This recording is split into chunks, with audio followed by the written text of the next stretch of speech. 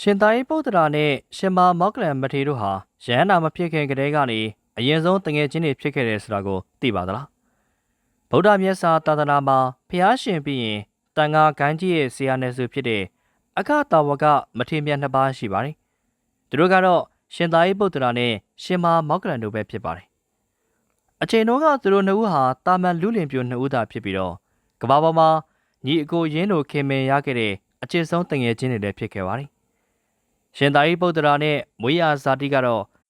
ရာဇကြိုပြည်အနီးကဥပ္ပတိတ်တာဆိုတဲ့ရွာငယ်လေးတစ်ရွာကဖြစ်ပါတယ်။ယူပတာရီဆိုတဲ့ပုံနာမကြီးတယောက်ရဲ့သားဖြစ်ပြီးတော့နာမည်ကတော့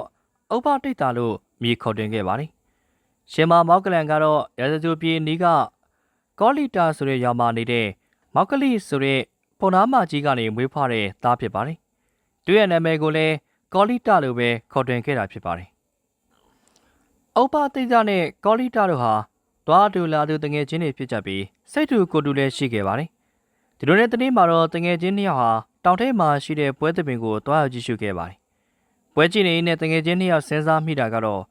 ဒီပွဲသဘင်မှာကြည့်ရှုခြင်းစရာကောင်းတာဘာမှမရှိပါလား။ဒီပွဲကတောသူတို့နဲ့ကြည့်တဲ့သူတွေဟာနောက်နှစ်တနေရာကိုမရောက်ခင်မှာကဘာပေါ်ကခြုံငင်းသွားကြမှာအမှန်ပဲ။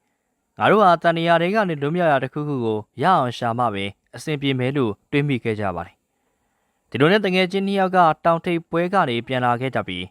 တန်နီယာကလွံ့မြောက်ရေးအတွက်ရဟန်းဝစ်ဖို့အတွက်တိုင်ပင်ခဲ့ပါတယ်။ရဟန်းဝစ်ဖို့အတွက်ဆရာသမားကိုရှာတဲ့အခါမှာတင်စင်းဆရာကြီးနဲ့တွေ့ပြီးအချမ်းရန်900နဲ့အတူရဟန်းဝစ်ခဲ့ကြပါတယ်။ရဟန်းနှစ်ပါးဟာဆရာကြီးရဲ့အယူဝါဒတွေအားလုံးကို2ရက်3ရက်နဲ့အကုန်တက်သွားခဲ့ပါတယ်။ဒါပေမဲ့ဆရာကြီးရဲ့အယူဝါဒတွေထဲမှာတန်နီယာကလွံ့မြောက်ကြောင်းတရားတွေမပါခဲ့တာကြောင့်သူတို့တငယ်ချင်းနှစ်ယောက်ဟာ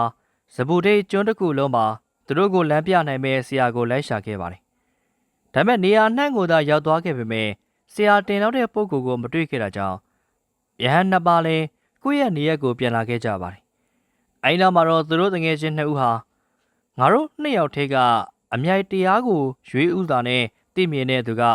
ကြံတဲ့တရားကိုပြန်ပြောစတန်းလို့ကတိပေးပြီးလမ်းခွဲကတယောက်တနေရာစီထွက်လာခဲ့ပါတယ်။ဒီလိုနဲ့ဥပ္ပတိတ္တကရာဇကြိုမြို့မှာအရှင်အတရဟန္တာနဲ့တွေ့ရှိခဲ့ပြီးရေဓမာဟေတုပ္ပဘဝဆိုတဲ့ဂါထာကိုနာကြားခဲ့ရပြီးတဲ့အခါသောတာပန်အရိယာဖြစ်ခဲ့ပါတယ်။ဒါနဲ့သူလည်းတငယ်ချင်းဖြစ်တဲ့ကောလိတနဲ့အဲ့ဒီဂါထာတွေပြန်ဟောပြတဲ့အခါမှာကောလိတကလည်းသောတာပန်ဖြစ်သွားခဲ့ပါတယ်။